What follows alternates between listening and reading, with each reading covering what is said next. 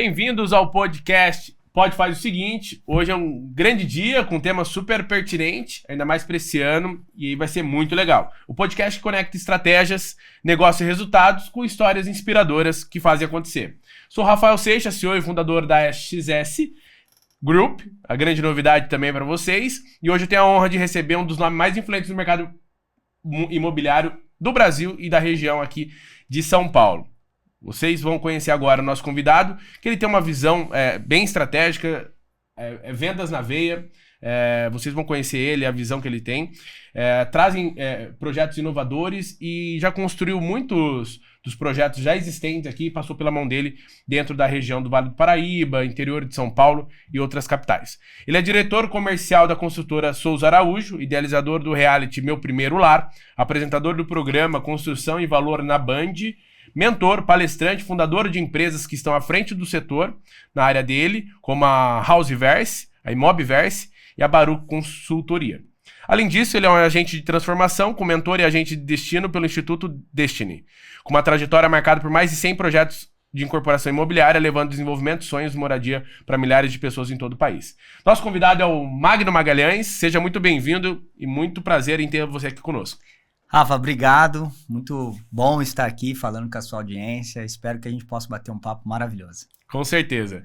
A introdução foi gigante, né? Tem bagagem, viu? Magno, antes da gente começar aqui, falar um pouco do segmento, falar um pouco dos assuntos que são muito pertinentes, né? Eu quero saber de você, com tantas frentes, né? De obra ao palco, do comercial, no digital, marketing, o que mais te empolga hoje quando você acorda e olha para a agenda cheia de compromissos, reuniões, enfim? O que faz seus olhos brilharem no meio de tantos projetos? Rafa, eu acho que... Acho não, a gente precisa sempre ter convicção e ambição. O que me incentiva e o que me dá prazer acordar todo dia é a ambição de chegar no final do dia e alcançar muitas coisas. Mas ambição sem paixão não vale. Você nunca vai conseguir ter ambição de alguma coisa sem gostar daquilo que você faz. Então não existe propósito, não existe projeto que você faça que você não goste, tá? E no meio do caminho, você precisa ter paixão pelo que você gosta de fazer, porque em algumas circunstâncias você vai se deparar com situações em que você vai enfrentar que são coisas que não são muito agradáveis. Sim. Então isso vai exigir a sua ambição, que é de resolver, de equacionar, de buscar resultado, de enfrentar os desafios e todas as adversidades que surgem, né? Então, assim, eu diria que é ter a paixão, gostar do que faz, sabe? Literalmente. Eu sou um cara que acordo todo dia às 5:30 da manhã motivado. Eu não consigo enxergar, acordar um dia e falar, putz, nossa, tô mal, tô isso, tô aquilo. Cara, só quando eu tô alguma coisa fisicamente, assim, debilitado, mas fora isso, cara, não tem como. Não, legal, obrigado. Eu vejo isso muito como clareza de visão, né? Como tem no processo do GPS, às vezes você passa por alguns buracos, às vezes pega trânsito, mas o fato de você estar indo para o destino que você deseja e almeja, com certeza faz você acordar, mesmo nos dias difíceis, e continuar andando e continuar seguindo. Eu até falo, desculpa, mas assim, ó, eu sempre costumo falar para as pessoas que a gente lidera ou para quem me procura, é assim, a questão não é se vai ter desafio, a questão é como que você enfrenta os desafios. Então, se você se preparar tecnicamente, desenvolver habilidades físicas e mentais, já era, entendeu? Sim. Porque, cara, é natural, vai acontecer. A questão não é se vai ter problema, a questão é o seguinte, como é que você está preparado para encarar os desafios. O problema é que as pessoas, às vezes, elas querem construir um caminho de GPS fácil, uma rota fácil. Sim. Mas como você bem disse aí, a analogia, no GPS, cara, tem de tudo. Vai chegar o engarrafamento, vai chegar o acidente, vai chegar o desvio, vai chegar a obra no meio do caminho. Sim. Cara, o importante é como é que eu faço para poder chegar no meu destino. Sem dúvida.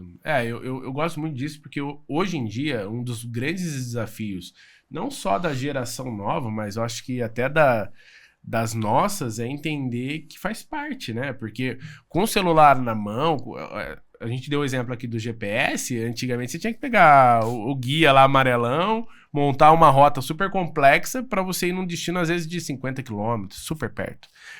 Hoje o GPS te traz uma facilidade, mas onde eu quero chegar com isso hoje você tem tantos mecanismos, ferramentas, tecnologias para te auxiliar, mas o lado emocional, mental, capacidade de passar por aquilo não foi tão treinada ou tão preparada, e aí acaba tendo uma geração ou pessoas menos prontas para aquele desafio, né? É porque assim, ó, você falou, pegando um exemplo aí do GPS. Quem já passou pelo guia 4 rodas, como a gente, o GPS hoje é o famoso mamão com açúcar.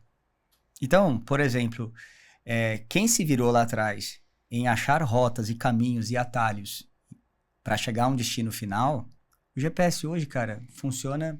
Só que se a gente não tiver o GPS, a pergunta é, o que eu faço se o sinal do celular não estiver funcionando? A pergunta é, o que você vai fazer quando o sinal estiver fora? Como é que você vai chegar ao seu destino? Tem pessoas que vão parar e vão esperar o sinal voltar. E tem pessoas que vão literalmente olhar para frente e falar, vou buscar o caminho. Então, eu acredito que está muito mais relacionado a como você se prepara para enfrentar os desafios, né? Independente de um lockdown em relação a sinal, a outras questões relacionadas ao ambiente do dia a dia. O que eu faço quando acontece literalmente um apagão? Então, quem se sobressai em momentos iguais a esse é quem se prepara melhor. Sem dúvida. O dia é igual para todo mundo. O sol é igual para todos, assim como a chuva. Isso aí. A diferença é como é que você encara e como você está preparado. Você sabe transitar no sol e na chuva? Sabe transitar no frio, no calor? Vai para cima. Eu acho que esse é o grande ponto do desafio de resiliência, capacidade de se adaptar ao cenário, né? Sim. Então, às vezes as pessoas ficam pensando, qual faculdade eu vou fazer, né? Qual curso eu vou fazer? Mas, olha pra dentro, se prepara, porque às vezes é mais sobre isso do que uma questão técnica, né? Sim. Mas legal, vamos te conhecer um pouco mais, eu quero conhecer um pouco sobre a sua trajetória, a sua jornada de evolução. E como foi, né, pra você, durante toda a sua trajetória, até chegar ao ponto que você está hoje? O que te levou, né, para a área, vou chamar aqui imobiliária, vendedor, para fundador de múltiplos negócios e frentes de negócio que você atua hoje? Rafa, eu digo assim que minha grande inspiração foi meu pai. Meu pai era professor, dava aula em escolas dentro de fazendas, de 1ª a 4ª série. E eu cresci com 4, 5, 6 anos de idade, meu pai levava eu para a escola. Eu admirava meu pai dando aula numa única sala de 1ª a 4ª série. Falava, pô, como é que ele consegue, né?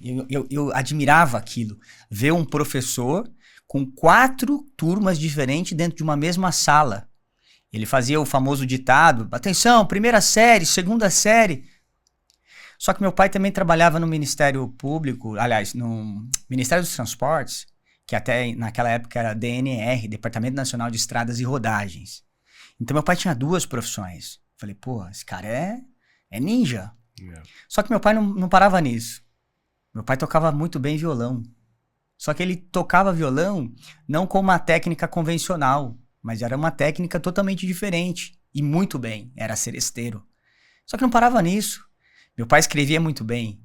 Meu pai cantava. Meu pai construía. Nos finais de semana, ele mexia em casa. Ele construiu a casa onde que minha mãe mora até hoje, praticamente, o telhado, algumas outras coisas. Ele, finais de semana. Então, essa inspiração veio de lá. E quando, na minha adolescência, infância e adolescência, eu queria ganhar um dinheiro. Então, eu ia trabalhar em mercadinho com 9, 10 anos. Eu ia trabalhar em oficina funilaria. Eu ganhei um videogame e começava a empreender dentro de casa na época, né? Como? Batia a gente na porta de casa e minha mãe falava, quem que é isso aí? Eu falei, não, um amigo meu. Aí eles iam jogar videogame na sala que eu montei. Mas pra quê? Eles me pagavam R$1. E aí eu fazia um dinheiro. Por quê? Uma pequena lan house. Era uma lan house na época. Isso aí. Então, assim... E fui aprendendo sobre isso. Com 16, 17 anos, fui trabalhar de office boy. Passei em uma vaga para banco. Não fiquei no banco, fiquei na área financeira dentro de uma universidade. por 8 anos. E trabalhava na área financeira até 2005. Dei aula, saí dessa empresa, fui dar aula para um curso técnico a pedido de um amigo meu, porque meu pai era professor, minha irmã professora, eu tinha uma família de professores. Eu falei, cara, vou dar aula. Já tinha formação, sou formado em administração, já tinha feito uma pós em RH. E falei, vamos embora. Meu amigo, você pode me ajudar? Eu falei, vamos. Quando? As 2 últimas aulas na sexta-feira. Eu falei, cara, passado isso aí, né? É um desafio, hein? Marketing da prevenção, curso de técnico de segurança do trabalho. Eu falei, cara... Eu era conhecido como professor menininho, porque eu tinha 24 anos, e chegava na sala de aula e ninguém, o pessoal tudo mais velho e tal, né? Sim. Mas o que eu quero dizer com isso? Eu não escolhia o que fazer. Eu atuava com o que aparecia e eu tinha assim, cara, eu preciso aprender coisas. Até que em 2005 eu saí da área financeira, fui dar aula e aí foi muito engraçado, que antes de entrar pro mercado imobiliário, um dia eu tava num shopping e eu peguei um anúncio de jornal e tava assim, precisa-se de corretor. E eu fui fazer uma entrevista numa imobiliária lá na minha cidade. E foi engraçado que eu fui lá, o Sua cara... cidade é Jacareí. Jacareí. Aí eu fui lá e o cara falou pra mim, explicou tal, o que tinha que ter, que tinha que tirar um curso, eu não entendia nada, mas não vingou, não rolou. Até que eu fiquei uns 3, 4 meses e um dia um amigo de uma construtora falou assim, cara, tô precisando de uma pessoa aqui. Eu falei, é? E eu fui pra uma reunião com ele pra tratar de outras coisas que eu administrava junto com ele. Eu era amigo, fora de lá a gente tinha um intercâmbio a gente fazia liderança de juventude na igreja e tal. Fui pra uma reunião, contei minha história pra ele. Ele falou, cara, tô precisando de uma pessoa aqui. Eu falei, pra fazer o quê? Cara, pra tocar o comercial. Cara, eu nem sabia o que era a área comercial. Eu falei, cara, vambora. Era em outubro de 2005. Só sei que em 3 meses eu já tava falando com a empresa, não, vamos desenvolver um processo, vamos fazer não sei o quê e tarará. Não conhecia nada. Mas o que eu quero dizer chegar no mercado imobiliário, eu acho que veio muito dessa questão de adaptação à atuação. Porque nos anos 2000, na minha faculdade principalmente, falava-se muito do especialista. Então a gente ainda estava naquela questão da engenharia, do downsize, de assim, cara, o que é melhor? Você ser um especialista ou um generalista? Cara, eu sempre tive a ideia de ser o cara generalista. E eu fiz administração pensando nisso. Eu fico bravo, para não falar outra coisa, quando alguém fala, pô, quem faz administração não sabe o que quer. Cara, não fala isso pra mim. Entendeu? Por quê? Porque o que eu aprendi na administração, eu uso diariamente hoje. É isso aí. Porque o contexto geral. E literalmente caí no mercado imobiliário para dar uma força para esse meu amigo. Era só eu no comercial. E fui montando um timezinho lá e tal, montamos um time, fiquei 5 anos lá. E aí, em 2010, eu decidi ir para mercado, prestar serviço. Aí eu comecei a atender algumas construtoras, incorporadoras. Peguei o boom do mercado imobiliário de 2009 a 12, quando lançou o programa Minha Casa Minha Vida. Peguei a crise forte que teve de 14 a 16, início de 17. E em 2015 eu cheguei na consultora Souza Araújo para desenvolver também a área comercial, era só eu, né? Naquela época estava começando a área de incorporação e hoje só o time comercial são mais ou menos 50 pessoas no staff de vendas, só de staff, sem ser vendedor. Sim. E a gente tem mais umas 30, 35 pessoas todo no backstage ali, no back-office. Então, ou seja, hoje tem mais ou menos umas 80 pessoas no comercial, fora vendedores. Fora e que no são mercado. os corretores. Os terceiros, né? Mas assim, então eu caí nesse mercado e, cara, literalmente, sabe? Fui literalmente acometido aí desse vírus do mercado imobiliário. Gosto porque tem relação... Tem a ver com propósito, tem a ver com, sabe, com gestão, com liderança, com pessoas. Sim. E é muito, muito legal. Cuidar hoje de tudo isso é muito bacana. Não, sensacional.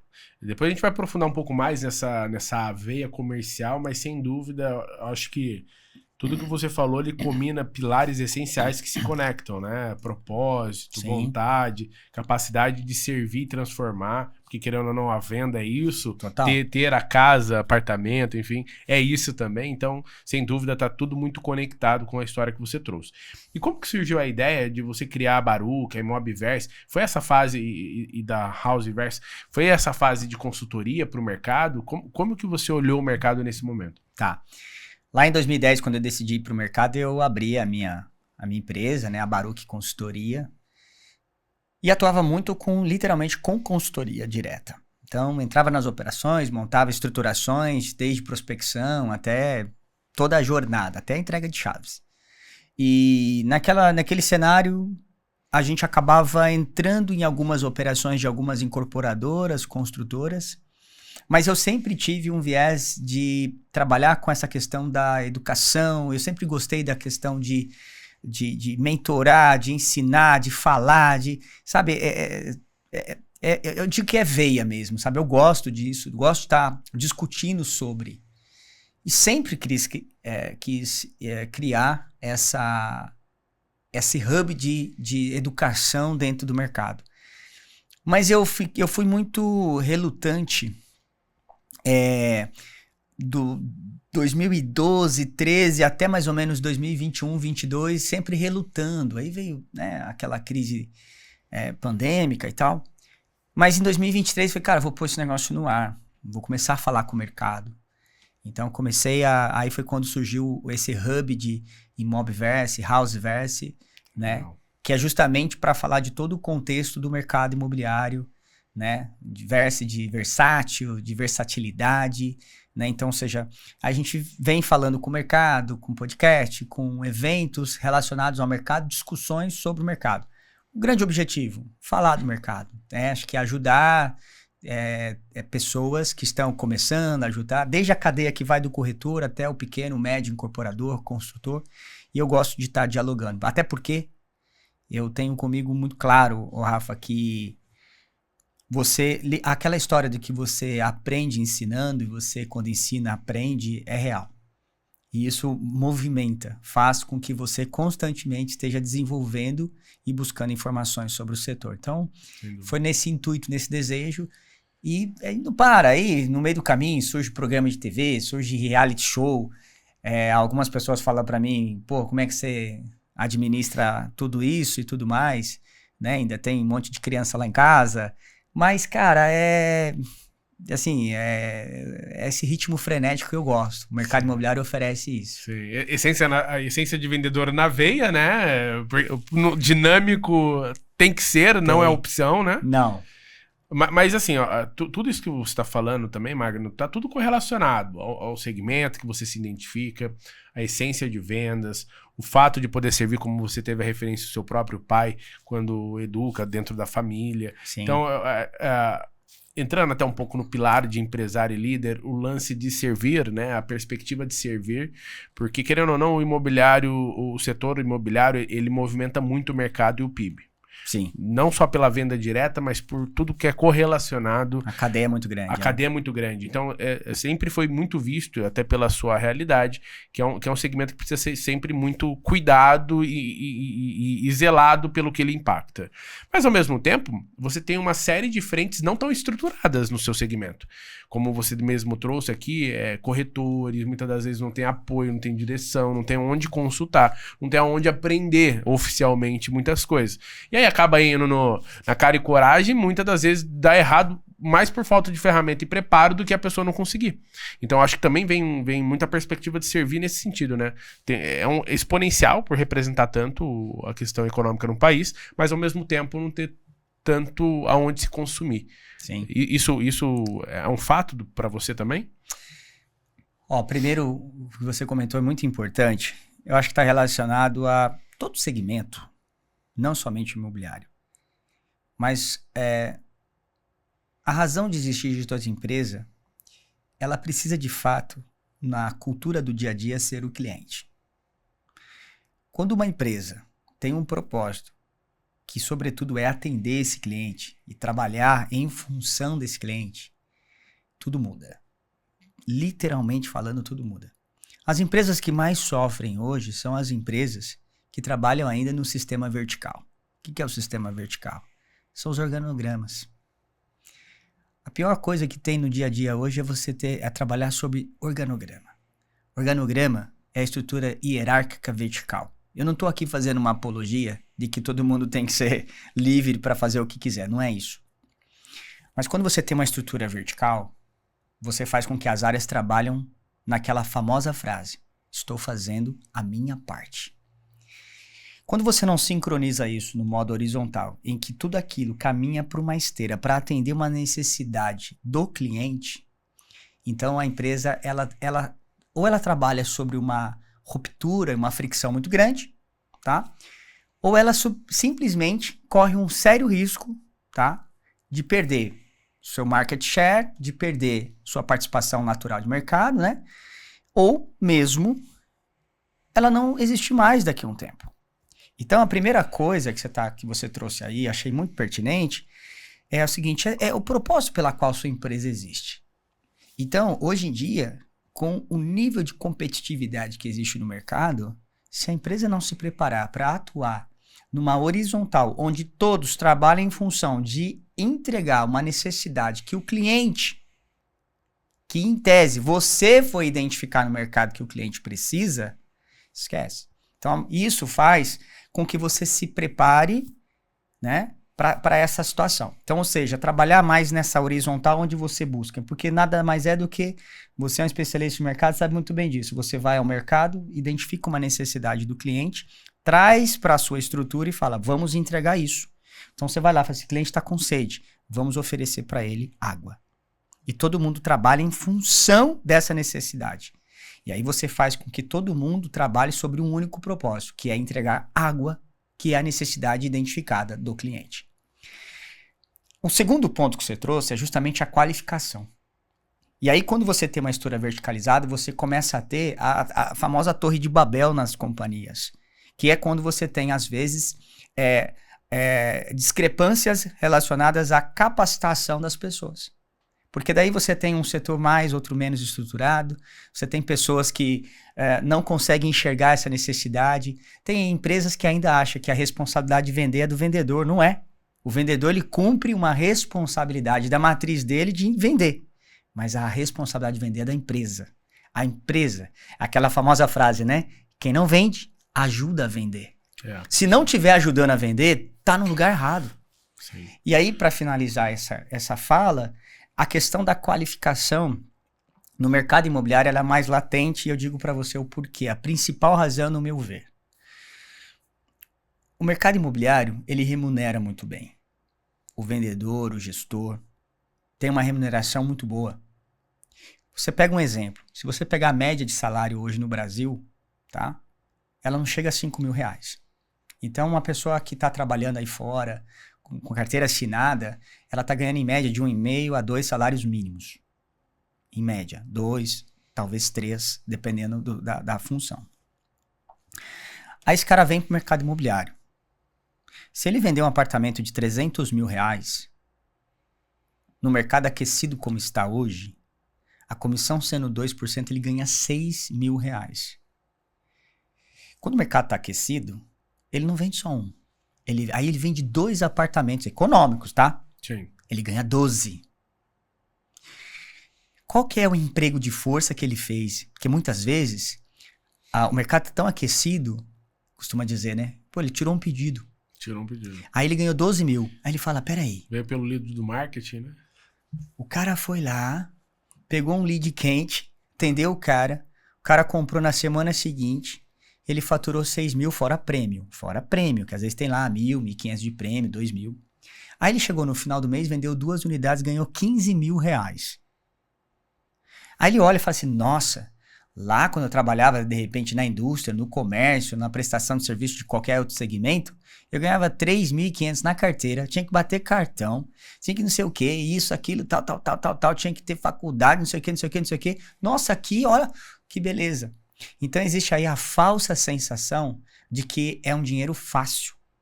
E aí entra a famosa zona de conforto, porque daí ele fala assim, poxa, eu ganhei 12 mil fazendo o quê? Tava aqui, só atendi o cliente, o coordenador veio, sentou na mesa comigo, o closer foi, fechou, pô, ganhei 12 pau, 15 pau. Então ele se acomoda. E o grande erro que não só o vendedor, o corretor, mas que todo mundo comete é justamente isso, se acomodar. E o dinheiro acomoda. Porque ele traz uma sensação de que isso vai ser perene. Não, isso não vai acabar. Nossa, legal, ixi. Então ele fala, vou ganhar 15 pau por mês, mas ele não se capacita, ele não desenvolve novas habilidades. E aí é que mora o perigo. Sim. Então, assim como todo o mercado, é que nem jogador de futebol. Você tem um cara que se sobressai, mas é 5%. Você tem um cara que treina, mais 5%. O resto acha que é fácil. Então, não é fácil. Então, não existe sorte. Então, existe o cara que se prepara no mercado imobiliário, que se qualifica, esse cara sai na frente. E aí, esse cara não tá ganhando só 15, não. Esse vendedor, esse corretor tá ganhando 40, 50, 60, 70 no econômico. No econômico. Então, acho que a questão é essa. Então, existe a estrutura da empresa e, por outro lado, as pessoas que não se qualificam, principalmente aqueles que estão mais no viés de gestão e execução lá na ponta. Sem dúvida. Eu acredito que o segmento, como a gente falou, né, ele é exponencial. Porque, diferente de quando você fala de varejo, de produtos de bem de consumo, eu posso comprar agora ou não. Mas não tem como você não morar. Ou você vai morar de aluguel, ou você vai comprar o seu lugar, né? Sim. Não tem outro meio termo. Então, ou é investidor, ou é o próprio morador em si. Então, de alguma forma, sempre vai ter a oportunidade de venda. Claro que, até entrando aqui no contexto do assunto do cenário imobiliário, tem fatores que eles potencializam como um mercado mais aquecido, uma série de situações, desde economia mais aquecida, frente de financiamentos mais facilitadas, Sim. que isso ajuda muito nessa curva, como pode atrapalhar em caso de não existência. E aí eu queria entender, assim, na sua visão, como que você vê hoje, né, o momento do mercado atual, e aí a gente vai falar de níveis de segmentos. Tem um segmento, como a gente falou, popular, mas tem outros. Como que você vê o momento atual no mercado brasileiro, considerando o cenário econômico, a taxa Selic? Como que você vê essa situação? E aí, se você achar melhor, a gente pode separar isso em econômico e até o alto padrão. Olha, o mercado imobiliário, ele sempre, como qualquer outro segmento, ele é cíclico. A economia é cíclica de uma forma geral. O movimento que você tem de queda da economia, você pode ter certeza que em algum dado momento o próprio mercado ele se recicla para poder trazer novamente, e assim ele funciona nessa questão meio que gangorra. O mercado imobiliário ele tem uma particularidade. E aí vou fazer uma analogia para você como de um restaurante. O mercado econômico é aquele restaurante que por quilo, tá? A R$ 49,90 o quilo. Então, se você tá na rua, você tem pouco dinheiro, mas você precisa comer, você vai num restaurante desse, você paga R$25. Então, você come. Entendeu? Esse é o mercado econômico imobiliário. Então, o que acontece? Ele é barato e acessível. E hoje, o mercado imobiliário, no ponto de vista do econômico, o crédito subsidiado como faz com que literalmente torne-se fácil. Porque, olha só, se você tem hoje, já pegando um gancho da taxa Selic que você falou. Se você tem uma taxa Selic a 14,75, o que justifica dizer que você consegue comprar imóvel com 6% ou até 4,5% ao ano? Peraí. Se o seu dinheiro, seu poder de compra hoje, né, ele tem uma correlação com a Selic, a taxa referencial. Aí eu falo para você consegue comprar imóvel a partir de 4,5% ao ano mais TR? Tá bom. Mas isso é para uma renda mais baixa. Mas hoje a média é de 5% a 7%. Então você tem condições de comprar imóvel abaixo hoje do nível da inflação, do ponto de vista da taxa referencial. Sim. Aí um outro ponto então o econômico é assim, você vai conseguir comprar. E desde 2009, por exemplo, quando a gente tem um programa, tá? Minha Casa Minha Vida, associativo, que é o financiamento durante a fase de obra e tudo mais, isso tornou-se uma política de Estado. O mercado imobiliário não consegue mais ver, né, a linha econômica se não for pelo programa, né, associativo Imóvel na Planta, que é muito bem administrado já desde março de 2009. Então o econômico ele é assim, ele não para. É o pãozinho francês da padaria. Todo dia de manhã, não importa. Se você compra 10, mas você vai lá, você compra 2, mas você compra pãozinho. O médio, ele sofreu uma situação agora interessante recentemente, que o programa Minha Casa Minha Vida, ele atendia pessoas até uma renda, tá, de R$8.000. Agora até 8.600. Quando você fala renda, é renda familiar. Familiar. Né? a Casal, composição. Composição. Tá. Familiar, pode ser irmãos, enfim, existe um formato em que você pode compor renda, né, entre pessoas, não necessariamente casados. E aí o que acontece? Recentemente foi aprovado, agora a partir do mês de maio, o Faixa 4. O que o Faixa 4 trouxe uma oportunidade? Que agora contempla renda até R$12 mil, de 8.600 a 12 mil.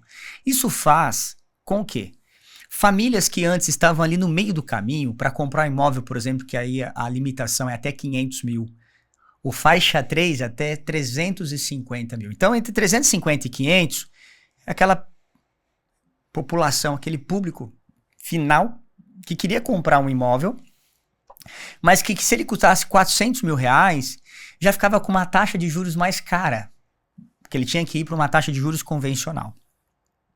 E como a taxa de juros convencional é quem referencia o custo do crédito imobiliário também, ficava mais caro. Hoje não. Ele consegue comprar dentro de uma taxa de juros mais acessível para essa nova composição de faixa, enquadramento que existiu, e que até R$500 mil e 12 mil de renda você se enquadra nesse contexto.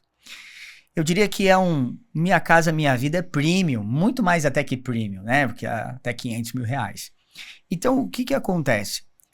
O médio, vou falando de um médio, eu vou classificar o médio de duas formas. Você tem um médio aí até R$500 mil, e vamos imaginar, aí depende muito da cidade, né, Rafa? Você tem cidades que um médio padrão pode ser R$1 milhão, R$1 milhão de reais. Sim. Você tem cidades que R$1 milhão não, mas vamos dar exemplo.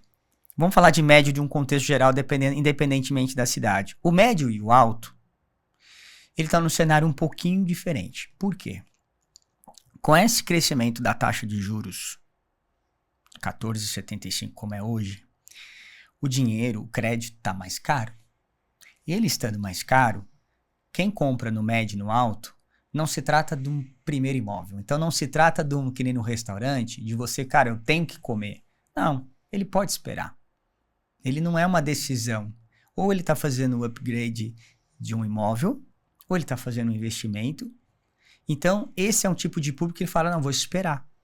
Sabe? Vou esperar. Até porque se ele tiver o dinheiro, compensa deixar aplicado, vai render muito mais nesse período. Exatamente. Do que a curva de valorização do próprio imóvel, o terreno que ele for comprar de médio e alto padrão. É exatamente isso. Porque aí o mercado de capitais começa a ser interessante. Os investimentos começam a ser interessantes, porque qualquer investimento hoje, vamos pegar um apartamento de 1 milhão. Se o cara tiver 1 milhão hoje, ele compra um imóvel para entregar daqui a 3 anos, por que ele vai descapitalizar isso? Se ele tá, qualquer hoje 1 milhão, você vai pegar 1 ponto alguma coisa de rendimento ao mês. Por que eu vou pegar um imóvel para receber daqui a 3 anos, se eu posso hoje pegar e deixar esse dinheiro me rendendo aí 10, 15 mil reais por mês? Em um ano dá 150 mil, em 3 anos dá quase meio milhão. Aí eu vou comprar um imóvel hoje a 1 milhão, descapitalizar esse 1 milhão, para daqui a 4 anos. Sim. Sendo que esse dinheiro, se eu deixar aplicado, em 4 anos vai me render, vai lá, R$500 mil. A pergunta é, será que o imóvel hoje de 1 milhão vai valorizar mais do que R$500 mil daqui a 3 anos? Aí, essa segunda pergunta, ela gera uma dúvida, mas o mercado de capitais é mais seguro. Sim, fala, cara, e possivelmente uma liquidez mensal. Exato, não cara, tá daqui seguro. 4 anos. E ele não precisa. Por que você vai arriscar? Então, o mercado de médio alto tem essa questão. Agora, quando você fala de um altíssimo ou luxo, aí já é aquela pessoa que tem muito dinheiro. E pra ela tanto faz. Cara, se eu tiver que comprar um imóvel de 5, 10, 15, 20 milhões, não faz diferença. Quem vai lá comprar a Torre Sena lá em Santa Catarina, essas pessoas aí não estão preocupadas com a taxa, não. Sim, tá mais preocupado com a oportunidade. Exatamente. Tem e não tem. É nicho, né? É nicho, legal. E nesse caso, assim, hoje, nesse cenário, a gente falou dos níveis, mas, no modo geral, compensa comprar, compensa vender, compensa construir, compensa esperar? Como que você vê? Depende muito da situação e segmento de cada um. E eu falo que, para quem quer comprar o primeiro imóvel, sempre a melhor hora é agora. Sempre, sempre. Porque assim, exceto se a pessoa tiver um planejamento de longo prazo. Porque quando você fala em comprar imóvel, na grande maioria, é a pessoa que está pagando aluguel, e o aluguel está sobre uma correção muito alta. Se você for analisar qualquer tipo de pesquisa aí do mercado, vão ver que os aluguéis estão subindo muito. Por quê? Porque quando você tem uma inflação, você tem uma taxa de juros alta, todos os indexadores que corrigem o aluguel estão ficando altos. Então, pessoas estão reclamando de que o aluguel está subindo muito. E aí, quando você vem para comprar o primeiro imóvel, que ele tem uma taxa de juros subsidiada mais barato, ao ano compensa mais. A PMT, a parcela, fica melhor para você comprar. Então, eu sempre digo, primeiro imóvel, compra agora, né? O médio alto já é uma questão que você pode fazer uma análise um pouco mais aprofundada. Aí depende da situação de cada um, do quanto cada um tem de investimento para se vai, né, potencializar o dinheiro ou está comprando para investir ou está comprando para outras finalidades, né? Agora, eu diria que assim, para o mercado já corporativo, que é quem constrói, quem quer, né? Porque quem está assistindo aqui, que é empreendedor do mercado, eu também faço a mesma analogia e a mesma comparação do cliente final. O incorporador de imóveis econômicos hoje é o segmento que mais está aquecido. Porque tem crédito subsidiado e tem cliente querendo comprar. Então hoje você tem assim uma liquidez ocorrendo no mercado muito favorável. A preocupação hoje não é vender. Claro que também não tá assim, nossa, é só tirar o pedidinho, não é assim também não. Mas assim, tem muita demanda. oferta também, né? Tem demanda, mas tem muita oferta. Então assim, naturalmente isso exige muito a sua capacidade de gestão, de estratégia, né, de operação, de como estruturar isso e colocar no mercado. Por quê? Todo mundo é um oceano vermelho. Não é fácil. O mercado econômico é como vender picolé na praia. Tá cheio de sorveteiro. Entendeu? O cara que grita mais, o cara que sabe fazer o seu melhor merchan, é o cara que vai vender. Porque embora tenha muita gente na praia, pensando no ambiente de calor, que não é um pouco o momento desse que nós estamos gravando, mas assim, o cara que na praia, ele... não é porque você tem lá um monte de gente que o cara vai até você. Então você tem que saber fazer. É porque se você for olhar, por exemplo, só números, né? Nossa, você vender, sei lá, 100 picolés é fácil numa praia que tem 5 mil pessoas. Só que você está ignorando se a pessoa está com dinheiro ali ou não, quantos estão vendendo vários picolés, a marca que você está comercializando. Tem uma série de fatores que, se não for bem construído estrategicamente, vai dar algum tipo de dificuldade para você. E aí aquela ilusão de que não, é só aparecer na praia que vai vender, é relativo. E é assim, eu falo muito para o mercado imobiliário ou para gestor, todo mundo que fala, vender picolé na praia, meu nego, é fácil. Entendeu? Vai no bairro vender picolé. Quantos picolés você vendeu? Eu vendi 100 picolés. Aonde? Na praia. Tá, legal. Quando? No verão. Tá bom. Qual é o seu esforço? Tá? Beleza, você tem mais gente lá vendendo com você, mas o público é gigante. Agora, vai no bairro. Vai lá falar que vende 10 picolé e 15, olha lá. E ele tem que fazer muito seu merchan. Ele tem que fazer muito. E um esforço muito grande. É um esforço altíssimo. Vai bater de porta em porta, né? As pessoas ali esperando passar. Esquece. É outro jogo. Então entender. Então acho que para quem tá empreendendo, eu acho que é fazer essa leitura de mercado. Seja qual segmento for. Fazer muito corretamente. Porque se não se preparar estrategicamente para lançar correto, aí tem muito a ver com a estratégia de posicionamento. Se está comprando no lugar certo, o terreno certo, se está negociando bem o terreno, se está fazendo bem certo a precificação de viabilidade econômica financeira, se tem uma estrutura correta de venda, de marketing, se tem uma estrutura correta de toda a estrutura da operação como um todo para subsidiar aquilo, olhar a exposição, olhar literalmente funding. Cara, tem muita coisa que as empresas acabam olhando só o cenário favorável, legal, tá todo mundo lançando, mas se não fizer a lição de casa, toma tinta. Toma tinta. Dúvida. E sem falar, desculpa, Rafa, e sem falar do principal que é, na verdade, é o depois. Porque lançar, eu diria para você que 5 são os pilares, 6 pilares, eu acrescento um aqui, tão importante quanto, que é o seguinte. Se uma pessoa quer empreender de forma e ter sucesso, ela precisa negociar muito bem a sua prospecção de land bank, terreno, tá? Segundo, você tem que ter uma equipe muito forte de legalização para aprovar tanto o alvará quanto a incorporação. Porque não adianta você ter um terreno muito bom e você não conseguir fazer isso de forma rápida, focada. Terceiro, é literalmente você colocar isso no mercado. Então, vender, fazer corretamente a exposição do produto no mercado de forma com que você consiga expor isso e vender rápido. Quarto, é fazer o financiamento. Então, qual é a sua estrutura de funding? Como é que você vai financiar a obra? Como é que você vai financiar o cliente e tudo mais? Quinto, é você literalmente executar. A execução é tamanha forma importante quanto as outras etapas. E o sexto, é entregar e satisfazer seu cliente. Porque o mercado imobiliário tem uma jornada muito longa. Sim. Né? Não é igual você ir lá na loja, comprar um tênis, comprar um celular, acabou. A jornada é curtíssima. Sim. Agora, você vende para um cara, ali vamos lá, no mínimo são 4 anos até chegar a entrega do imóvel, depois você tem mais 5 anos de relacionamento com esse cliente. Então, são esses 5 pontos aqui, mais a entrega do cliente, que você tem que dominar. Se você não dominar isso aqui, esquece. Esquece que você vai sofrer. Por quê? Rapidinho falando. O cara às vezes comprou um terreno muito bom, mas se ele não for ágil para aprovar um projeto e se ele não fizer uma due diligence muito forte aqui, ele pode errar. Ele pode errar. Sim. Às vezes as pessoas acham um terreno muito bom, mas colocam o produto errado. Às vezes você coloca um produto muito bom, você demora para aprovar. Às vezes você acha um terreno bom, aprova rápido, mas lança errado. E o lançar errado é assim. Pô, o cara lançou correto, fez um marketing de repente muito bacana, mas ele errou na precificação ou na condição. O preço é bom, mas a condição é ruim. Esquece. Ou a condição é boa, mas o preço é ruim. E assim vai. A outra questão é se ele não tiver a capacidade de fazer uma estrutura de funding do tipo, ele tem estrutura de banco, de funding, ele está subsidiado por quem? Tem que ter uma estrutura de funding muito forte por trás do mercado imobiliário. Se não tiver... Porque isso é fluxo de caixa para o negócio sair do papel, né? Exatamente. Seja para financiar durante a obra ou depois, tem a questão da exposição, tem a questão de como que você, no ato da venda, você oferece isso para o cliente. Então, você tem que estar muito bem organizado. Não precisa nem falar de execução.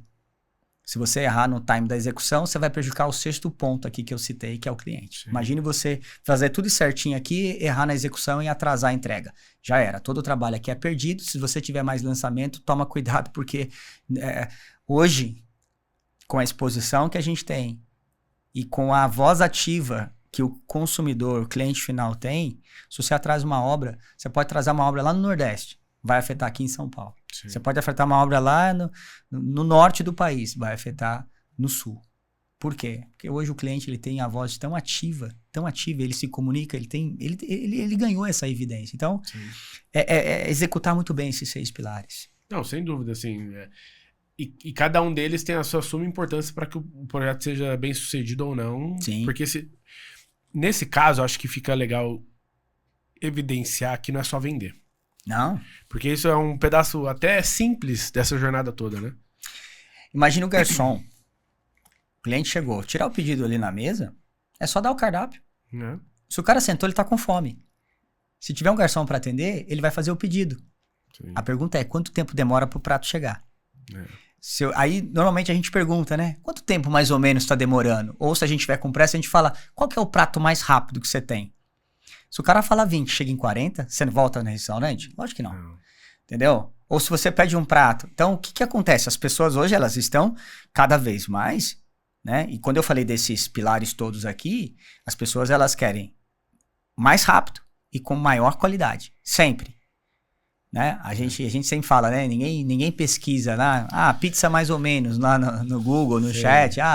Na pizza que demora. Aplicativo, a gente vai consumir aplicativo, seja ele de fast food ou de transporte, a gente coloca lá por tempo. Eu quando vou fazer algum pedido de comida, por exemplo, eu coloco lá, ordenar por tempo de entrega. Aí que eu vou depois. Por quê? Cara, se eu tô pedindo um fast food, por exemplo, é porque eu não consigo sair para comer. Sim. Então, o cliente, eu costumo dizer que toda a cadeia que envolve o cliente hoje, esse cara, ele tem transporte de aplicativo, ele tem a comida, ele tem o magazine, ele tem o Mercado Livre da vida. Então, full, ele tem todo esse marketplace inserido no dia a dia dele. Ele tá consumindo tudo isso. Aí ele vai comprar um imóvel e ele recebe, assim, um atendimento ou uma qualidade feudal, colossal. Então, isso está sendo muito evidenciado, por isso que eu citei o sexto ponto. Porque Lembra que eu falei do atendimento horizontal das empresas? Você ter uma operação que é 100% enviesada para o atendimento do cliente vai evitar com que você peque nisso. Ou que vai aprofundar você a atuar sobre um viés do cliente. Porque o que importa no final é se o cliente gostou ou não. E o cliente, para hoje, ele ser um detrator da sua marca, aquela coisa e tudo mais, no mercado imobiliário é muito mais complexo. Porque você, quando compra um celular e fica insatisfeito, em uma semana você esquece. Porque você vai lá, você ficou insatisfeito, a loja não quis trocar, você coloca lá num LX da vida e vende. Fala, vou vender essa droga aqui, não sei o que e tal. Agora, pensa você comprar um imóvel e demorar 1 ano para entregar quando era previsto. Agora, pensa você comprar um imóvel, né, e não for bem atendido. Então, assim, a relação de consumo de um imóvel é totalmente diferente de qualquer outro tipo. Você entendeu? Você não vende uma casa que você compra. Se a média do brasileiro hoje é comprar menos de 2 imóveis na vida, então, em média, ele compra 1. Então você não sai comprando imóvel. Ah, não gostei, vou vender. Ah, não gostei, vou pôr no desapega. Não é uma roupa, né? Não tem como. Aí o cara, o sonho da vida, muitas das vezes. O cara guardou 10 anos de fundo de garantia, o cara esperou 10 anos, o cara fez isso e aquilo, o cara programou a vida dele pra comprar um e compra errado e ter uma experiência ruim. Cara, isso é muito grave. Então, você tocou no cerne da questão. O problema não é vender. Não que também isso seja fácil. Sim. Mas o desdobramento depois da venda. Eu falo isso porque, por exemplo, eu tenho negócios que impactam muito. O meu negócio ele é uma venda constante, né? O fato de a gente trabalhar marketing, pilares de venda, gerar a demanda para os nossos clientes, tem uma conotação ali de venda constante. Mas tem negócios que ele acaba vendendo em 2 momentos. Eu vejo muitos serviços e até empresas acabam, muitas das vezes, não tendo tanto sucesso porque ela vendeu na primeira só, não na entrega. Ela vendeu quando ela vendeu o projeto, quando ela vendeu... Assinou o cheque, passou o cartão. Só que depois tem o momento da entrega, que às vezes afeta o fluxo de caixa, porque o dinheiro que entrou não necessariamente continuou para na hora que for entregar. Então, ter a gestão disso, saber entender esses momentos, cada negócio tem a sua característica. Saber a jornada de compra do seu cliente e do seu negócio faz toda a diferença, para você ver os melhores mecanismos ali para gerar melhor experiência e resultado. Né? Com certeza. É que assim... Benção, um cliente ele chega no plantão, é simples, basta você analisar as empresas, as suas NPS. Pega a NPS na hora da compra, o cara tá felizaço, realizou o sonho. Ou, pelo menos, projetou a realização de um sonho, que é o quê? Assinei um contrato, comprei. Ninguém fala que assinou um contrato da compra futura de um apartamento. O cara que compra o imóvel, ele chega pra família, ele posta na rede e diz, comprei meu AP. É isso aí. Não existe. Vai entregar daqui a 4 anos. Ninguém coloca assim, comprei uma futura unidade no lugar tal. Ele fala, comprei um apartamento, tô esperando entregar. Então ele já tem materializado isso dentro dele, que ele comprou. Aí o que acontece? Ao longo da jornada, e aí tem uma frase que eu gosto muito. Quem relaciona com o cliente durante o processo de venda é interesse.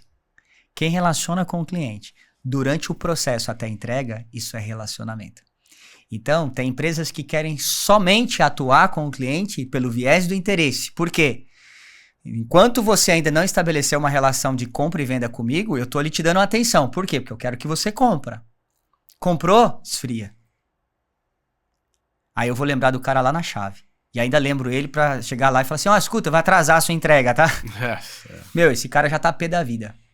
Então, o que acontece? Estabelecer uma jornada pela qual você mantém um relacionamento, eu diria que não é nem para esse cara gerar uma receita recorrente, mas é que é para justamente você minimamente dar uma atenção para esse cliente durante o processo pela qual ele comprou e está aguardando.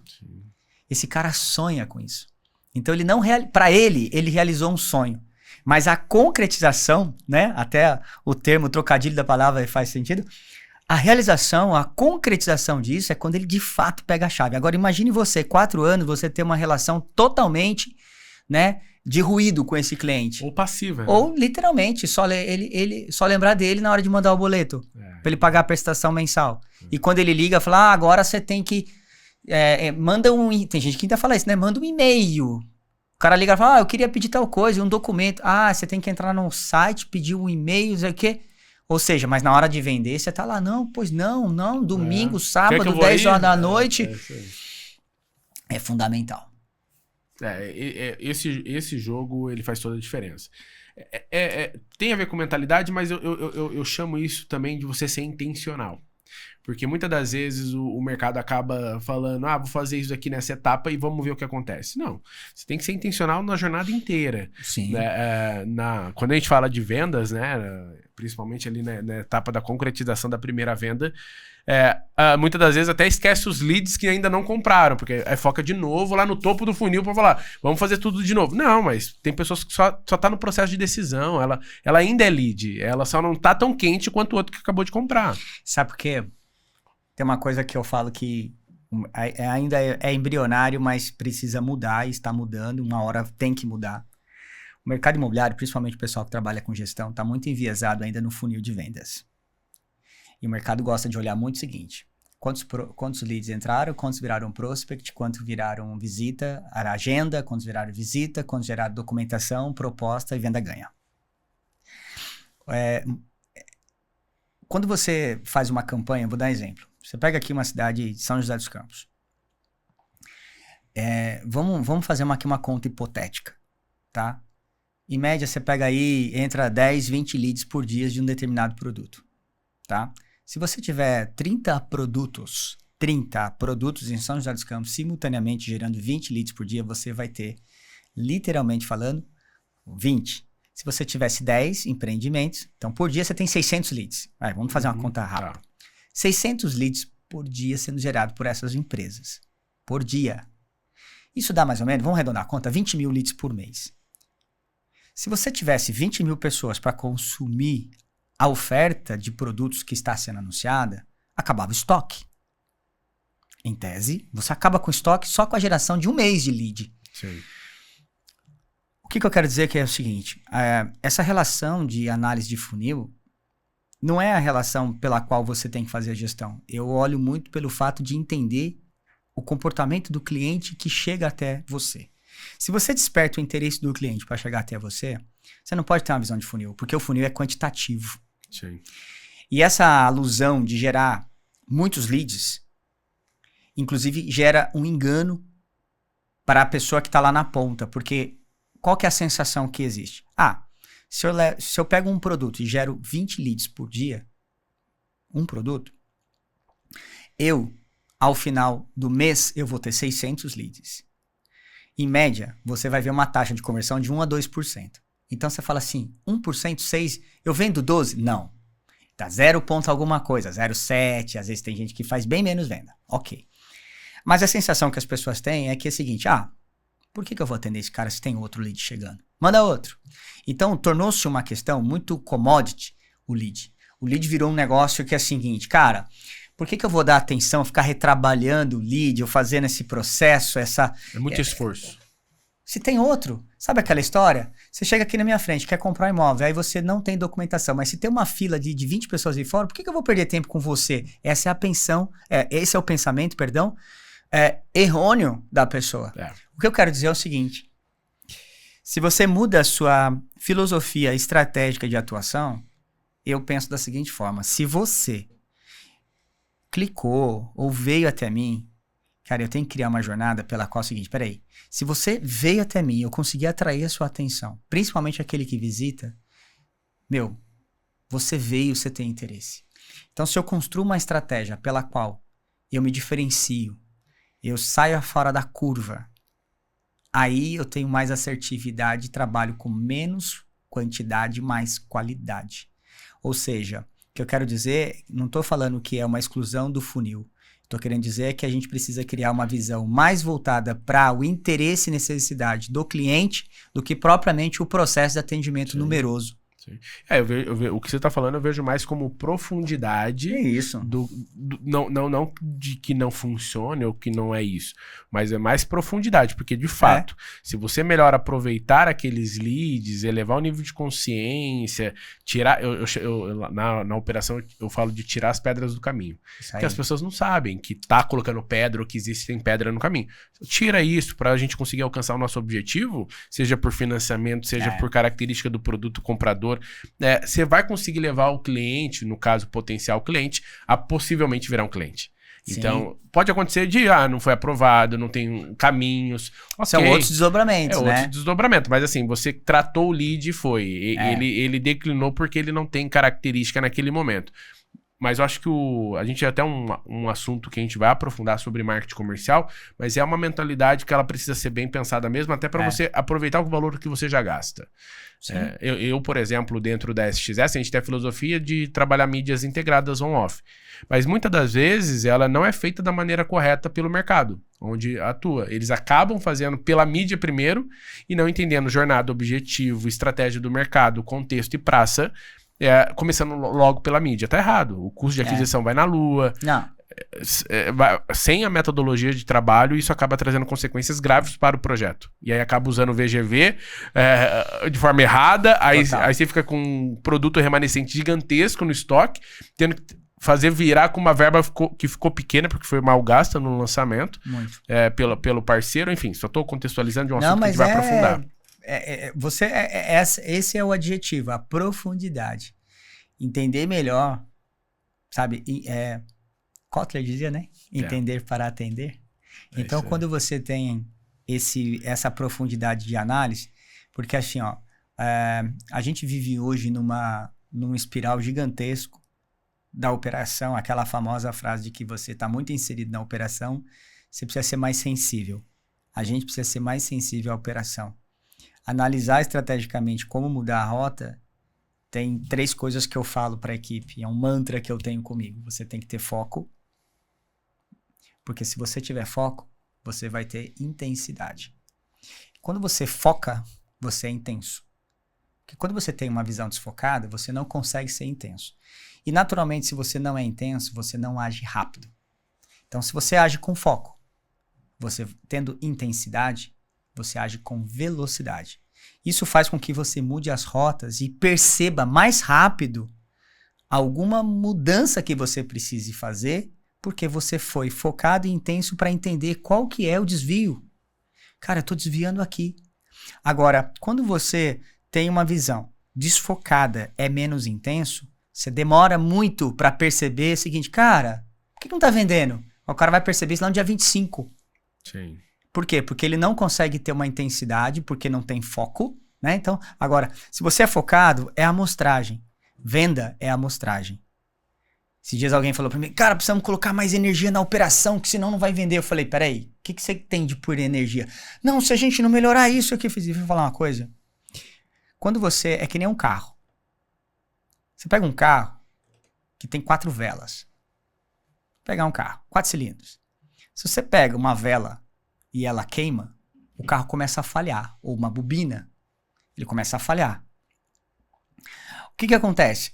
Se tá falhando, não adianta você colocar mais combustível. Você pode colocar a gasolina que for. Você pode pegar uma gasolina de tecnologia de Fórmula 1 e, cara, vou colocar aqui uma tecnologia aqui lá da Shell, não sei o que.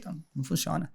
Você pode pisar no acelerador o mais profundo possível. Você tem uma deficiência na força que leva até as rodas. Então, se você não corrigir o ponto focal da operação, você vai colocar mais gasolina, você vai colocar tentar colocar mais eficiência numa estrutura que não está entregando. Ou seja, quando me falou isso, eu falei assim, peraí, dá uma olhada na amostragem. E a amostragem não é uma amostragem pequena. A biópsia que você sempre tem que fazer na operação é contextualizada em uma amostragem que você consiga fechar o diagnóstico. 30 dias é o suficiente? Talvez não. Dependendo da situação, vamos pegar os últimos 90 dias. Qual que é a linha de tendência? Por que está acontecendo isso? É algo que está sobre minha gestão ou não? Por exemplo, você falou aí, se não estou vendendo, mas espera aí, eu estou gerando prospect. O cliente está indo até o plantão. Opa, por que ele não está fechando? Analisar essa amostragem faz entender o seguinte, pode ser um viés de crédito. Olha, o banco subiu a nota de avaliação, consequentemente não existe crédito sendo liberado nesse momento. Então, opa, peraí, não adianta eu continuar levando volume. Eu paro e falo, peraí, crio uma estratégia comercial para falar o que eu vou fazer com esse cliente aqui. Meu amigão, nesse momento a gente não vai rodar seu crédito, a gente vai aguentar por causa disso, a caixa tá... A outra questão pode ser o quê? O cliente está chegando, ele não está evoluindo nem para análise documental do banco. Por quê? Porque às vezes é o preço. Porque daí ele faz uma simulação e fala, pô, legal, mas e o que eu não consigo financiar? Ah, você me paga em 12 vezes. Não, a condição não encaixou. Ou é o preço. O que eu quero dizer com isso? Isso você só vai conseguir analisar se você for focado. Porque daí você é intenso na análise. Senão você faz aquela análise que nem a gente faz da empresa que não tem escuta ativa. Você tá aqui falando das dores pra mim, eu tô aqui, ó. Eu não tô focado. Magno, a gente tá com um problema assim. Não, é assim, só um segundinho.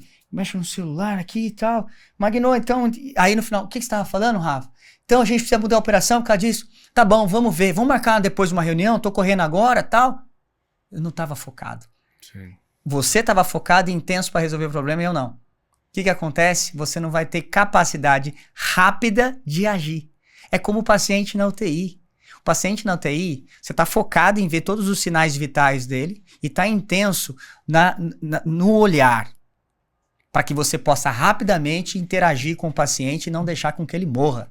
Literalmente é isso. Você tem que tirar o paciente da UTI. Agora, se você não for focado e intenso, é o que nem o paciente do quarto. O paciente do quarto, ele tá lá, de vez em quando passa alguém. Isso. E quando você tem um problema, você tem que apertar uma campainha e torcer para alguém vir rápido. Ou seja, esse é um atendimento desfocado. Mas por quê? Ele não exige. Agora, se você quer performar, entenda como o paciente na UTI. Constantemente olhando como é que tá a pressão, como é que tá a pulsação, como é que tá a temperatura, como é que tá o balanço hídrico desse paciente, como é que tá isso, ele comeu, ele se alimentou, tá, quanto que ele fez de temperatura, tá, constantemente, você tem alguém ali praticamente colado em você. Sim. Então, ou seja, por quê? Porque é crítico, só que a gente não pode ser reativo, tem que ser ativo. Evitar chegar na UTI para poder, e caso chegue, saber lidar com tirar esse rápido. E dentro dentro do seu histórico, você já passou de desenvolvimento de comercial de mais de 100 projetos. Existe alguma fórmula para vender bem? Ou cada projeto exige um jogo diferente? Como que você vê? Vamos lá. Eu acho que cada projeto é diferente. Eu acho que quando eu falei para você daqueles pilares, quando a gente fala de venda, eu particularmente entendo uma coisa. Nunca lançar... Tá? Nunca lance nenhum empreendimento com base no achismo ou no feeling ou na sua errônea experiência de mercado. Tem muita gente que fala assim, não, eu tenho 20 anos, 30 anos de experiência, 10 anos de experiência, pode lançar aí que vai vender, esquece. Não confie nas pessoas, não confie no argumento sem embasamento. O embasamento que você precisa para ter sucesso na venda é justamente lançar o produto certo com a precificação certa, fazendo toda uma análise de contexto de mercado. Esse negócio de que eu acho que esse produto vai vender, ou vamos ver o que dá, esse tipo de argumento, o mercado ele refuta. Quem trabalha com alta performance tem que refutar todo e qualquer tipo de argumento que não é conclusivo, que não é embasado, que não é estatístico, que não é técnico. Esse negócio de, vamos ver, não vamos, eu acho que, cara, não tem que ter um acho na mesa. Tem que ter uma convicção. E a convicção, ela tem que ter um embasamento, ela tem que estar calcada. Esse negócio de, então assim... Eu já vi vários empreendimentos, foram poucos empreendimentos que eu já atuei na minha vida, né, desses 100 projetos aí, que a gente abortou. Para ser sincero, eu acho que 1 ou 2 empreendimentos só, mas que a empresa não conseguiu ser sensível a uma escutativa de que a gente estava dizendo, vai dar errado. Vai dar errado isso aqui. Vai dar errado. Essa precificação tá errada. Teimou, lançou, ferrou. Não tem como. Então é o seguinte, entender a movimentação. Você entender a movimentação do mercado, ou seja, lançar o produto correto. Sabe por quê? É que nem dar nome de empreendimento. Sim. Cara, é impressionante. Nome de empreendimento, cor de fachada. Quantas vezes você está numa mesa, alguém fala assim, eu acho que isso é bonito. Acho pra quem? Você acha que é bonito? Cara, você pode gostar, porque eu sou daltônico. Um pouco, não tudo. Mas eu sou um pouco daltônico. Então, por exemplo, não é o meu gosto. Eu não vou comprar. Eu não gostei dessa piscina aqui. Cara, você vai morar lá? Então, eu diria que conceber um produto com base focado naquela linha horizontal que eu sempre remeto, cara, é a grande chance de você acertar. Sim. Por que as grandes companhias, né? Por que você pega essas empresas referenciais de mercado? Porque elas estão além. quando você vai além, sai fora literalmente e faz da caixinha, você é assertivo. Porque você gera literalmente no cliente até uma necessidade que ele não tem. Porque você pensou muito além. Quando você vê cases de sucesso diversos dessas big companies da vida aí, é porque elas pensaram muito, mas muito além da percepção convencional. Mercado imobiliário é a mesma coisa. Pensa diferente. Sabe por quê? Porque você pega no econômico, por exemplo, 2 quartos, sala, cozinha, banheiro, varanda. 2 quartos, sala, cozinha, banheiro. O que muda? Não tem nada. Sim. Aí você vai na área comum, brinquedoteca, pet place, salão de festa, piscina adulto e infantil. E aí sabe o que o cara faz? Vai fazer uma propaganda, vai fazer um lançamento e fala assim, chegou o mais aguardado empreendimento da região. Apartamento de 2 quartos, sala, cozinha. Desculpa, cara. É a mesma coisa você colocar alguém na porta de uma padaria. Pessoal, pão francês, pão francês. Você não precisa disso. Commodity. O que muda? O que muda é exatamente o atendimento. O que muda é exatamente você comprar muito bem o terreno. O que muda muito bem é você desenvolver um produto e achar formas e meios cirúrgicos de criar uma liquidez maior para aquele produto, condições, ter uma estrutura de fund, aí você gera potencial de liquidez. Sim. Porque o resto, cara, e até nos outros segmentos, no médio alto, não muda. Não muda. Sim. Eu vejo isso como na construção de produto, muito entender a jornada do seu cliente. Por exemplo, a gente tem filhos, você 3 e uma. Tem 4. 4. Tem 4. 4. Então, você tem um tipo de produto, empreendimento, contexto, que talvez uma casa, por exemplo, de 2 pavimentos em algum momento pode fazer sentido, com bastante quartos. Se você é uma pessoa que gosta de receber outras pessoas, vai precisar, além dos quartos para vocês viverem, quarto de hóspede, estamos falando aí de uma casa já de 6 quartos. Um apartamento já não comporta. Exato. Então, o fato de entender o seu cliente faz toda a diferença. Total. Se você vende para pessoas mais maduras, não é a primeira casa, mas os filhos já saíram de casa, vira só o casal mais idoso, por que vai ter 2 pavimentos com 6 quartos? Já é outro produto. Produto térreo, que aí tem uma estrutura de acessibilidade por causa da idade. Tô dando exemplos, mas na prática, se você não entender quem é o seu cliente, você vai criar produto errado, você vai criar formatação errada, condições erradas, a forma de embalar no marketing vai ser errada. Sim. É muito isso, né, Marcos? É que nem, por exemplo, vou dar um exemplo. Por que o McDonald's vende como vende? Eu diria para você que o McDonald's vende porque ele tem uma coisa que é constância. Tem constância.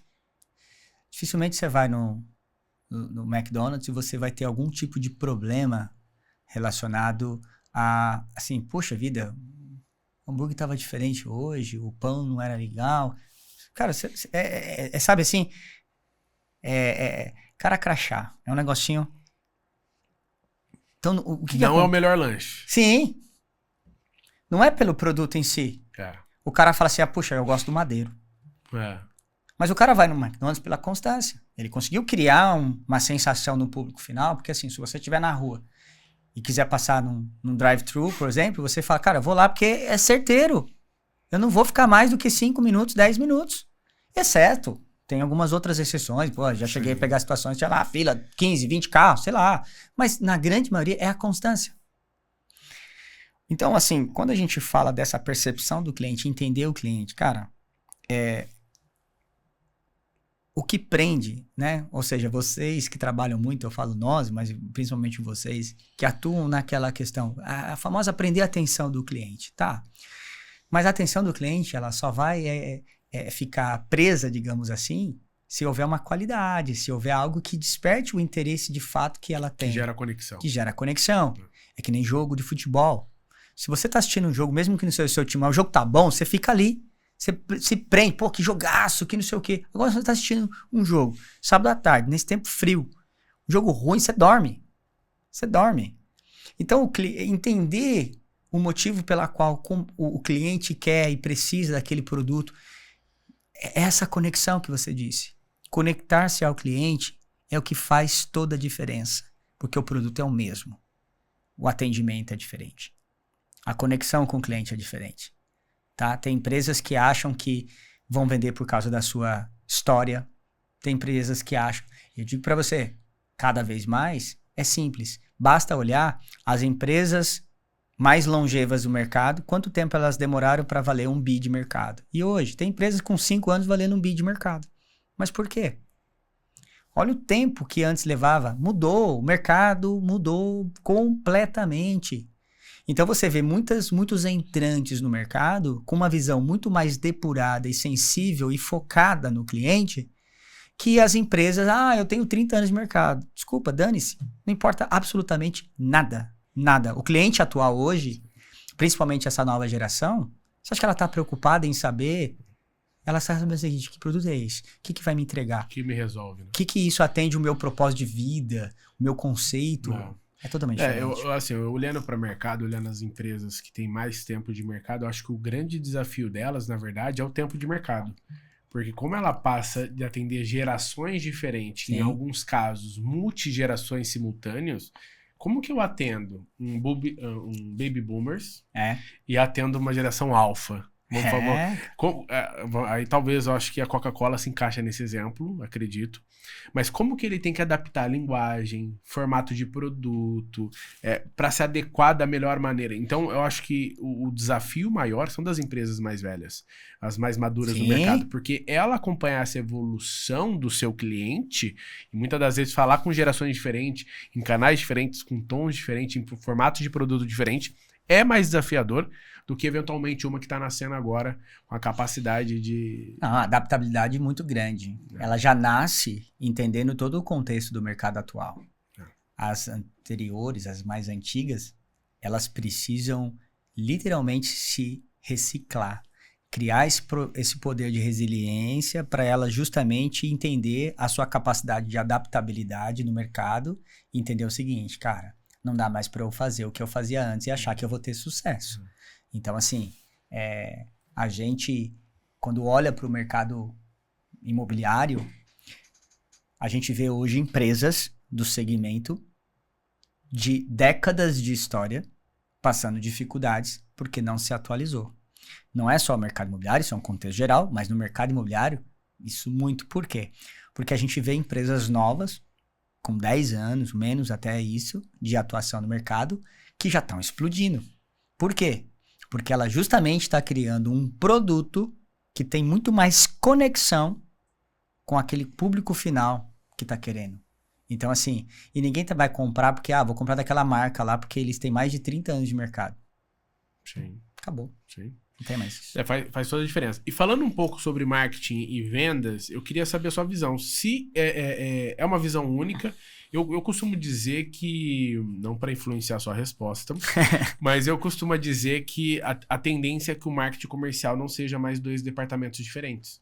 De alguma forma, eles fazem parte do mesmo departamento, porque hoje acaba virando, como a gente já conversou aqui no podcast, o lead não tá, o lead tá frio, o lead não tá quente, se é um lead morto.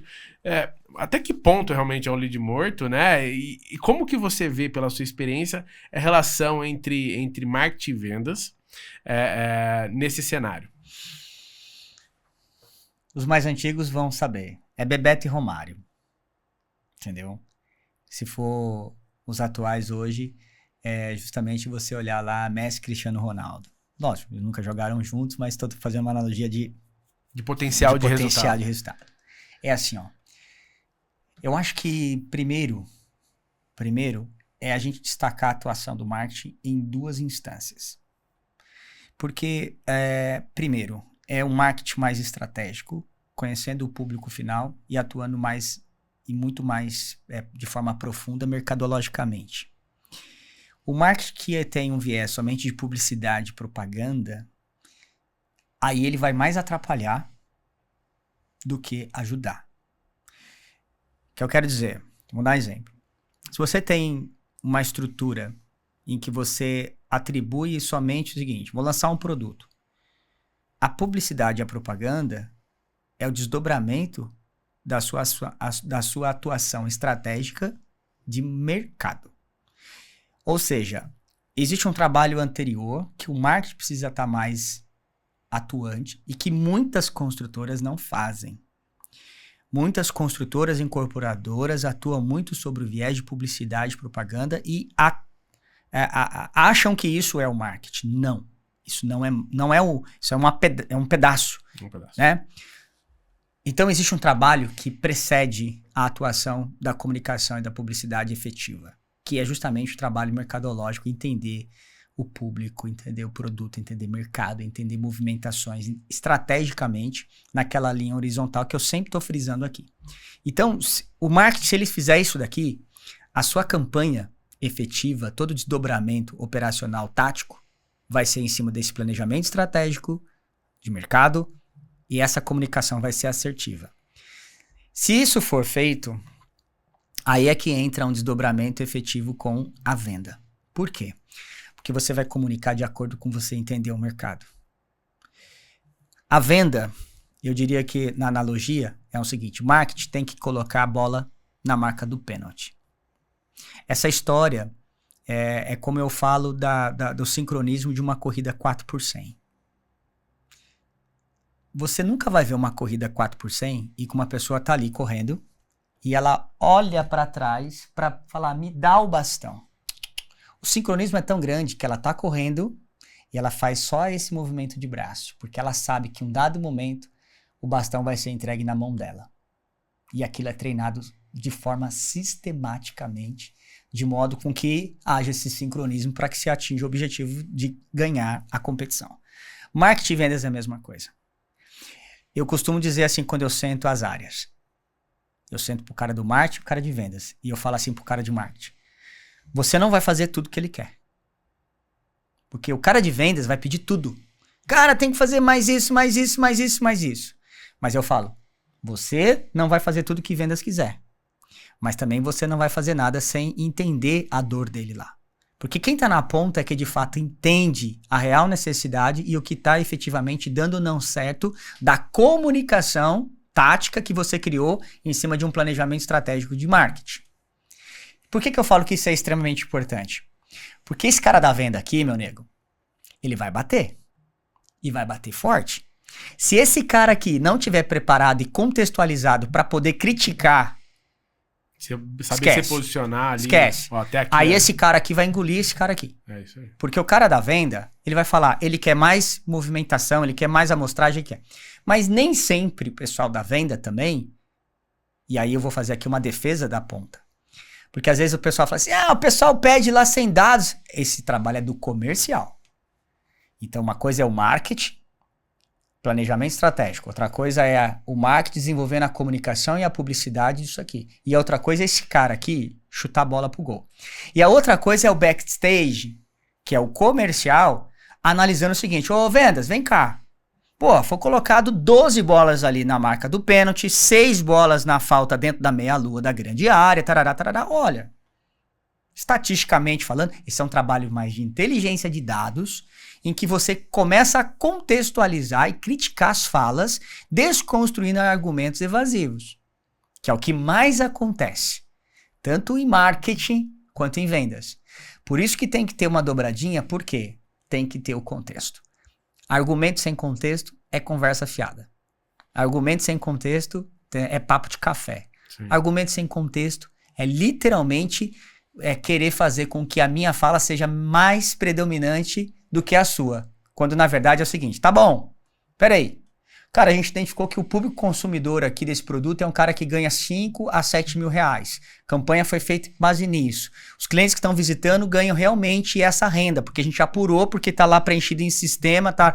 Opa, papá. Esse cara aqui falou, meu amigão, pera um pouquinho, ó, sua taxa de conversão... E aí você começa a pegar todos os números, colocar ele dentro de uma mesa, né? E aí você fala assim, peraí, seu argumento não tem sentido. Porque a pior coisa que existe é você ir para uma mesa de mãos vazias. Esquece. Quem for para isso vai ganhar quem falar mais alto. Ou vai ganhar quem se empoderar mais nessa mesa. Mas você pode ir para uma mesa de reunião, literalmente tendo um mês de empresa e desconstruir argumentos de todo mundo. Então, respondendo a sua pergunta, é Bebeto Romari. Cara, marketing e vendas não tem como andar desassociado. Se andar desassociado, você vai trabalhar naquele sistema de organograma que eu falei. Sim. O marketing vai dizer o seguinte, cara, mandei o lead. Ou ele vai dizer, tá chegando. E aí, só para concluir uma coisa importante. Quando o marketing, aí tem um problema estrutural, tá? Que é assim, ó. O marketing, ele tem que olhar a performance de vendas. Se ele não contextualizar para performance de vendas, ele não vai conseguir contextualizar a sua eficiência de comunicação. Começa por aí. O marketing não termina no lead, apesar de que a missão dele é colocar a bola no pênalti. Mas se ele não tiver olhando para vendas e entendendo por que não tá dando certo, ele não tá fazendo o papel dele. É a famosa história de que ele vai continuar colocando gasolina com o carro com a vela queimada. Se ele falar assim, cara, por exemplo, quer ver um exemplo bem prático? Olha, esse mês foram 50 visitas no plantão. Não teve nenhuma venda. Opa, peraí. Cara, coloquei a bola aí. Chegou. A gente teve amostragem. E aí, se ele não observar isso, se ele não observar, ele só vai... Ele fala, porra, o pessoal não tá vendendo. Ah, o pessoal não tá vendendo, o pessoal não tá vendendo. Peraí, a questão não é o pessoal não tá vendendo. A questão é que existe ali, pode ser força de vendas, desqualificação, pode ser gestão. Então, ele tem que... Eu falo lá, gente, o gato tem que subir no telhado. Se tiver... Tem uma cena do filme Tropa de Elite que eu acho muito legal, que quando o Coronel Nascimento, ele tá buscando o baiano lá no morro, né? O baiano, ele tá lá em cima, ele fala assim, Chaveco, o morro tá muito quieto. Vai lá dar uma olhada. O que acontece? Se tiver muito quieto o marketing com a venda, tem alguma coisa errada. Sim. Então, assim, ó, tá muito quieto, chama todo mundo. Cara, o que tá acontecendo? Tá vendendo muito bem pra você ficar quietinho? Não tem como. O pau tem que torar. E constantemente, mas é essa fricção positiva. Isso que eu ia falar. É um torar de assim, como que a gente resolve? Ou mesmo o seguinte, entendeu? Cara, tá performando bem. Sim. Por quê? Porque a mania que nós temos, e nós temos isso culturalmente falando, a gente é reativo a atender o paciente que foi pra UTI. Existe uma coisa que eu chamo de seguinte, você tem que estar 100% focado na operação. Como assim focado na operação? Você tem um planejamento. A operação, quando ela falha em algum dado momento, ela vai afetar o negócio. Então você tem que olhar a manutenção preventiva. Quando você faz a manutenção preventiva de algo, você está querendo evitar um problema. Então, se está performando bem, normalmente a tendência é você... Quando na verdade é o contrário. Cara, tá performando bem, por quê? Esses dias atrás teve um produto que a gente não tava vendendo muito bem e performou muito bem. Eu chamei o cara da venda, o regional. Cara, o que aconteceu? Por que tá performando bem? Ele achou até estranho, porque ele falou, cara, pô, parece que você tá me cobrando. Não, eu tenho que entender, porque a gente tem que criar essa recorrência. Agora a gente faz, sabe o que acontece? A gente ganha um jogo de 4-0 e vai pro outro achando que vai ganhar de 4-0. Não, cara, por que eu ganhei? O que eu executei bem? Agora a pergunta que se faz sempre é, o que eu não fiz bem que eu podia ter ganhado de 5-0? Então essa é uma questão, que é uma ambição contínua que você tem que falar, cara, eu tenho que melhorar. Mas peraí, não, tem que melhorar.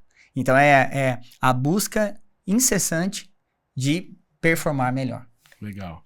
Isso faz toda a diferença e é uma mentalidade que, para mim, hoje, qualquer negócio, marketing, vendas, é o coração de fazer a roda girar. Isso aí. É o combustível. Obviamente não é sozinho para fazer dar certo, mas se não existe isso, não existe o resto. Então, é isso aí. Usando a lógica da administração, a gente vai administrar o quê se não tem venda, né? Então, exato. Tem que fazer acontecer, tem que fazer girar. Hoje, assim, se fala muito do marketing digital, geração de lead. Eu tenho a minha opinião sobre isso. Acho que boa parte disso você também já explicou anteriormente. Mas hoje está muito viciado em... Vamos fazer tráfego pago, ignora às vezes até mídias offline, ações de relacionamento. A gente mesmo teve um cliente nosso que a gente estava trazendo os leads, mas não estava convertendo, analisando essas métricas de funil. Aí a gente deu um treinamento de vendas, desenvolvemos script com técnica de venda, que a gente não sentiu segurança no processo que eles tinham, e depois ali conseguiu criar indicadores de sucesso, não do lead só para venda, mas outros indicadores de sucesso para fazer eles andarem e naturalmente conseguir agendamento, conseguir proposta e conseguir, consequentemente, venda. Então a gente aplicando esse treinamento, a gente sentiu essa evolução. Mas voltando ao ponto, por quê? Hoje os negócios estão muito mal acostumados com o marketing digital. Só que não não fica claro que o custo de aquisição aumentou, porque tem mais pessoas anunciando, ficou mais caro as plataformas. E muitas das vezes, como no caso da imobiliária, do segmento imobiliário, você tem leads de produtos similares que você pode trabalhar ele sem precisar colocar no topo do funil, só que às vezes esquece. Sim. Fica olhando só a campanha nova, o VGV novo, só que não põe, assim. E aí a minha pergunta é, como que você vê hoje essa relação do marketing digital é suficiente?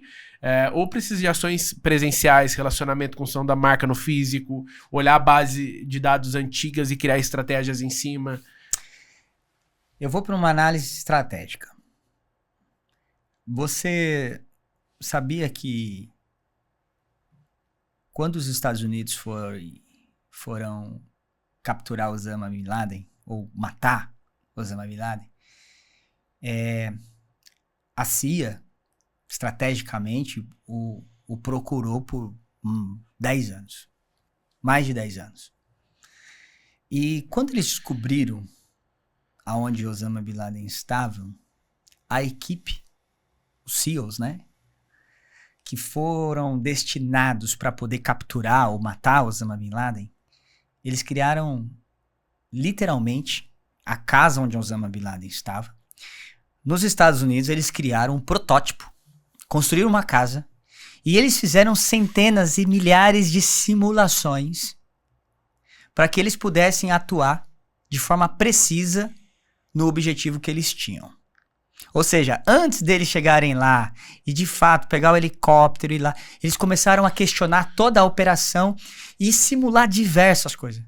E eles faziam isso centenas de vezes na semana e duraram dias, semanas, somente estudando e executando a operação para que depois pudesse praticar. Por que eu estou falando isso?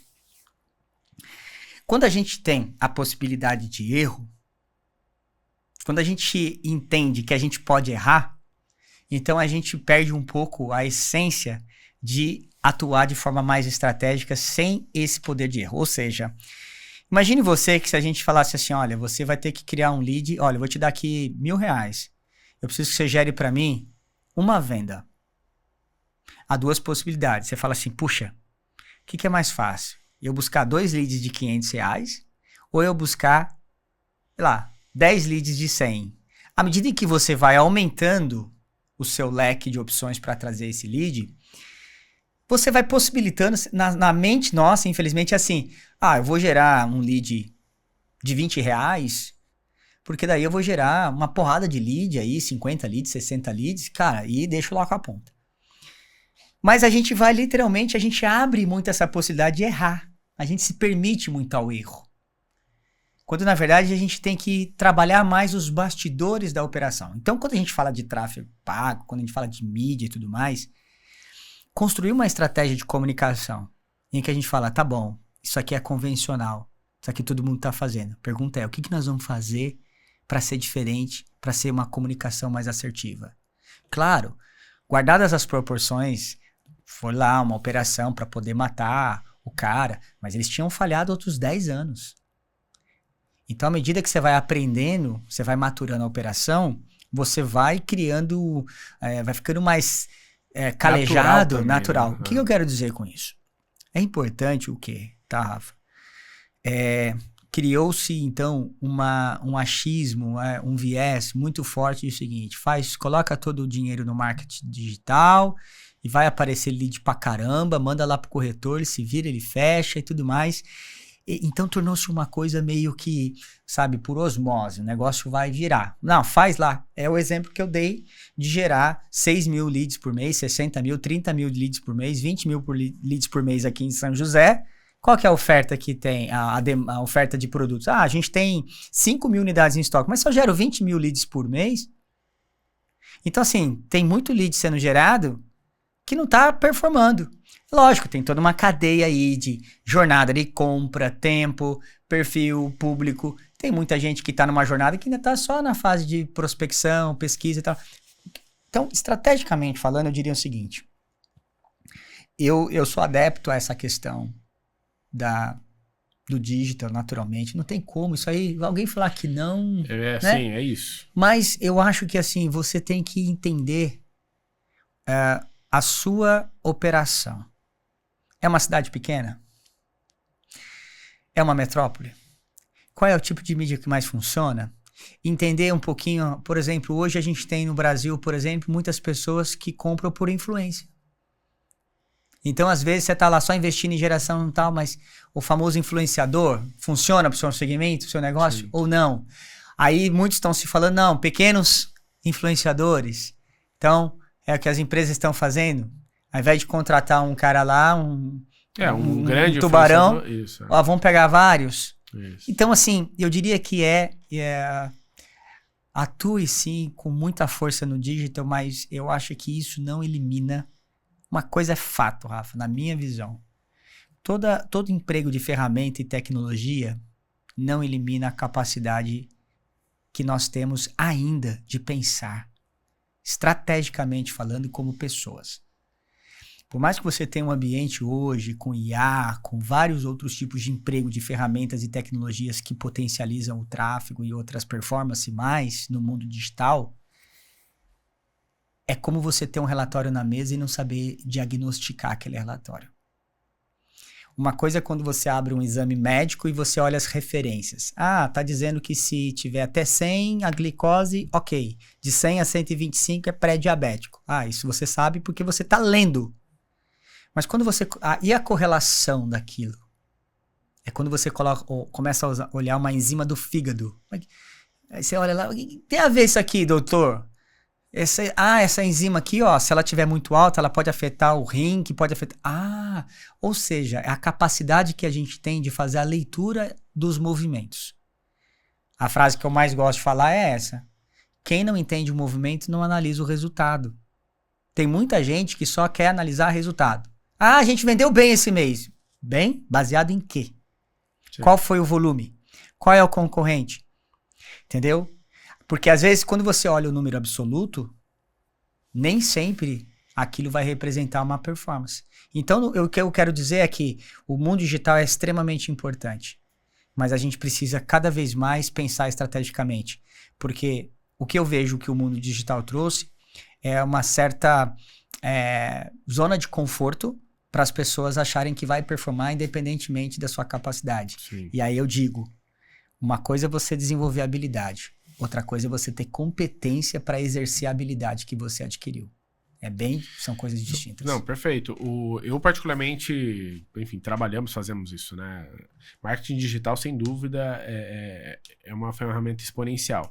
Só que não dá para ignorar o fato de entender a jornada do cliente, como a gente falou lá atrás, para você ver quais são os melhores canais. E tem coisas que é o tete a tete, é uma experiência criada que vai trazer aquela conexão. Não é uma televisão, uma rádio naquele contexto. Não que não vai ser feito, mas entender em qual canal e qual ação fazer naquele momento, dentro de uma estratégia que foi pensada por entender quem é seu cliente, que vai trazer o resultado. Exato, né? exato.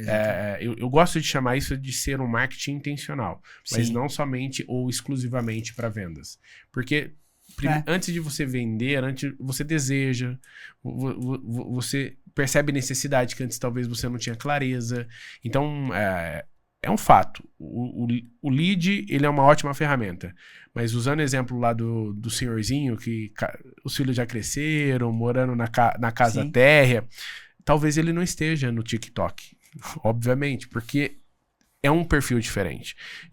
Mas talvez um Minha Casa Minha Vida, de um produto de entrada, que para casais que estão namorando, nossa, ele vai estar muito no TikTok. E muito com influência. Então, você entender quem é o cliente vai mudar os canais também. Eu gosto de reforçar isso porque não é se prender ao canal, ou que aquilo vai resolver a nossa vida. Mas é estruturado, sem dúvida, traz um potencial absurdo para todos os negócios, não só para o setor imobiliário. Você quer ver uma coisa? Vamos fazer uma analogia eu faço uma analogia da área técnica com a área comercial. Ciência exata com a ciência humana. Se você vai de manhã numa obra e você não assenta um bloco, no final do dia aquele bloco não vai falar assim, ô Rafa, e aí, vai deixar eu aqui? Não faz nada. Tá ali. Comercialmente, se um cliente 8 da manhã entra no seu portal ou qualquer que seja o canal de comunicação e falar com você, não responde ele para você ver em meia hora. em 1 hora. O cliente hoje, cada vez mais, o protagonismo que ele criou no processo, diferentemente do passado. No passado, o cara tinha que mandar um e-mail, o cara tinha que ligar convencionalmente. E aí eu falo, tecnicamente eu falo, pessoal, não estou fazendo crítica aqui, por favor, pessoal de engenharia. Mas, por exemplo, o engenheiro não chega de manhã pensando assim, que tipo de areia eu vou aplicar naquela obra? Ou, nossa, tô pensando em desenvolver um novo cimento. Ou, nossa, tava pensando aqui, se a gente desenvolver um aço. Ele não pensa nisso. Agora, comercialmente falando, você chega todo dia na operação. É diferente. Se você não pensar, porque os problemas que você tem tá relacionado com um desdobramento humano de comportamento de mercado. Então, assim, a taxa Selic, ela pode influenciar no preço do cimento, mas não influencia na execução do assentamento do bloco. Mas a taxa Selic, ela influencia no poder de compra do cliente e no comportamento dele de comprar. E aí você tem que mudar toda a rota. Então, constantemente, você se depara todos os dias, sim, principalmente com marketing e com vendas, e falar, meu, o que eu vou fazer? Ó, mudou. Ó, subiu a taxa. Ó, o seguinte, você viu lá? Ó, o Putin falou tal coisa. Mudou o governo. O Trump falou o seguinte, soltou um míssil lá pro cara. Ontem eu tava no escritório, aí deu um bug na internet, falei, cara, deve ser a guerra. Por quê? Porque a influência mercadológica que venda sofre, né, lógico, guardadas as proporções do consumo, da produção e tal, mas eu tô querendo dizer que, assim, você todos os dias tem que pensar por quê? Porque as pessoas mudam todos os dias. Não, sem dúvida. E por influências que você não controla nada. Nenhuma. E aí você tem que se adaptar ali. Concordo. E perguntando, para a gente fechar aqui e entrar na reta final, como que você vê a tendência forte para os próximos 3 e 5 anos no setor imobiliário? Olha, eu vejo com, assim, vamos lá. A preocupação muito grande é mão de obra. Eu acho que o mercado da construção civil, de um modo geral, ele já está se adaptando. Já existem muitas inovações e tecnologias, mas ainda é um desafio muito grande por conta que ainda precisa de pessoas. Diferentemente da indústria metalúrgica, por exemplo, em que você substituiu muito a mão de obra braçal por robôs e coisas do tipo, a construção civil ainda não tem. Ela ainda é muito manufaturada. Se você pegar 20 anos atrás, você via matérias de canaviais, de boias frias, cortando a cana. 20, 25 anos atrás. Você não vê mais nenhuma matéria de boia fria. Por quê? Porque a tecnologia chegou no agro. O agro é o que é hoje, principalmente por função da sua capacidade produtiva operacional de ser mais eficiente na geração, né, de negócios como o agro, é um negócio fantástico. A construção civil tem esses desafios, que é justamente como melhorar o seu processo analógico, digamos assim, né? Feudal em alguns aspectos, mas em outro aspecto ainda tem muita já inovação acontecendo, importante. Eu acho que nos próximos 3, 5 anos a gente vai ver muito isso. Eu acho que existe uma questão muito forte relacionada à tokenização.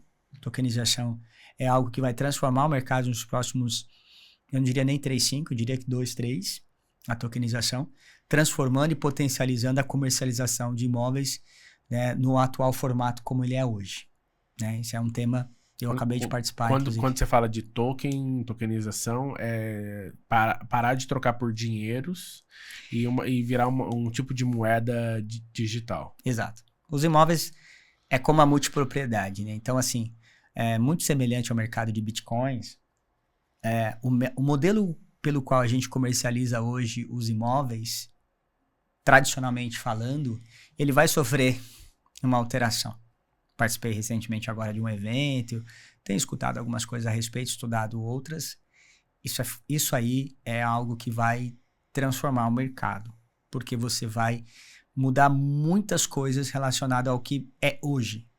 Não só a comercialização, mas a administração, a inadimplência, a questão de funding, a propriedade, né? A custódia do imóvel, a alienação, enfim, todo o formato que a gente conhece até hoje, que já é um formato de décadas, ou, né, longevo pra caramba, vai mudar. Então, eu diria que essas duas questões. Eu não vejo problemas estruturais de fund. Eu acho que a gente tem dinheiro.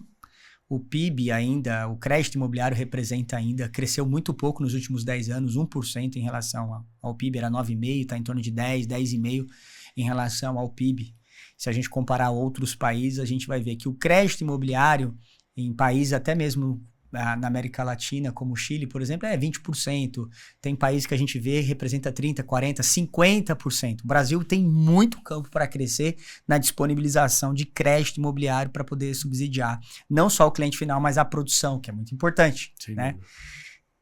E eu vejo muito uma última questão que eu acho que é a transformação da categoria, falando mais um pouco do mercado, que é a capacitação. A gente vai ter uma necessidade cada vez maior, muito em função do cliente, sobre como funciona essa relação de atendimento de toda a jornada de compra.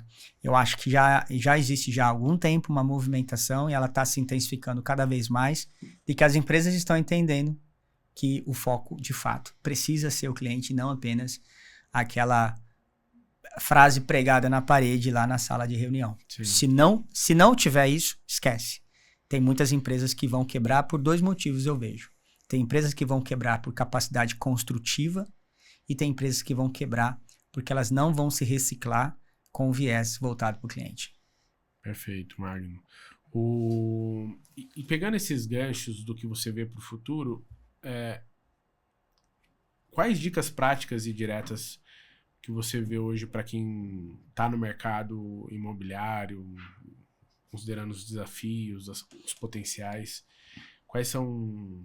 Pode ser tópicos, assim. Eu acredito que estudar como você se alimenta deve ser uma das sugestões. Sair de trás da cadeira é uma delas. Eu acho que tem muita construtora, muita incorporadora, muito líder, muito gestor que quer fazer a sua análise macro do mercado atrás da cadeira, consumindo apenas pelo seu computador celular. Eu acho que é sentir o mercado, ter essa sensibilidade para onde o mercado está se movimentando é fundamental. Desenvolver novas habilidades. Quem não senta para aprender não merece levantar para ensinar e muito menos liderar. Tem muita gente liderando as pessoas com fórmulas e métodos antigos. Se você não dá para conduzir mais as pessoas sobre um viés de 4 rodas, tem que ter um Waze. E aí uma outra coisa que eu falo é também sobre entender mais sobre pessoas. Cada vez mais, se a gente não tiver um foco de operação e gestão em que a gente olhe mais para as pessoas, vai ser difícil porque a gente ainda depende. Essa história de que a gente depende muito da tecnologia, da IA, do mundo digital, ele é importante, mas ainda é gerido por pessoas. E se você não tiver um foco em liderar pessoas, em cuidar de pessoas, não vai dar certo. Porque ainda são as pessoas. E nesse viés, eu olho muito, tem uma frase que eu gosto muito de um amigo, é o professor Buzzarello, né? Ele, nas apresentações dele, ele coloca uma frase de impacto que eu gosto também, que quem não aprende a dividir, não vai achar ninguém para multiplicar. Então, tem empresas que estão crescendo, que estão prosperando, ainda sobre um viés egoísta, tá? De uma visão centralizada. Se você pegar hoje as grandes empresas, os grandes negócios, você vai ver muito uma gestão de partnership, de equity, você trazer as pessoas para o game, trazer as pessoas para o negócio, está muito mais relacionado ao que você vai oferecer para elas, não em termos de dinheiro, mas em termos do negócio. Sim. Então, eu diria que algumas movimentações importantes, olhar para pessoas, modelos de atuação e, por fim, não menos importante, é pensar mais na cultura da empresa.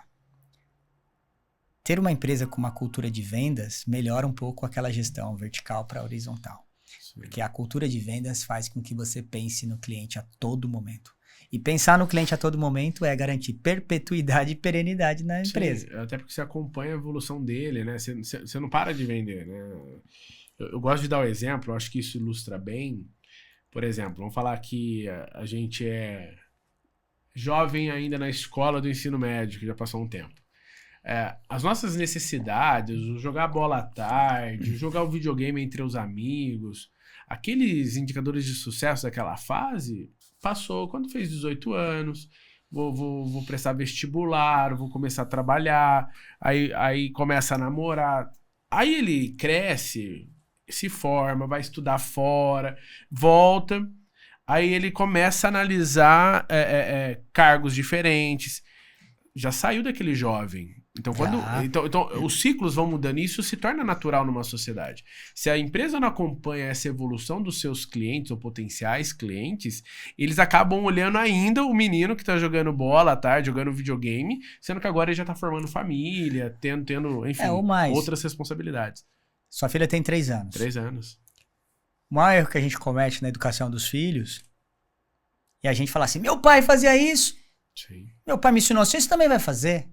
É você querer empregar uma coisa lá do passado, que nem eu nasci na década de 80, Sim. querer. E aí você citou essa analogia dos filhos, é simples. Eu tenho um de 3, uma de 5, uma de 7, uma de 16.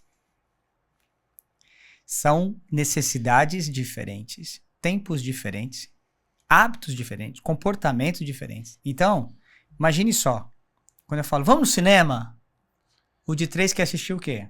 A de 5 quer o quê e a de 7 quer o quê? Não preciso nem falar ainda da de 16. E aí, como é que você faz?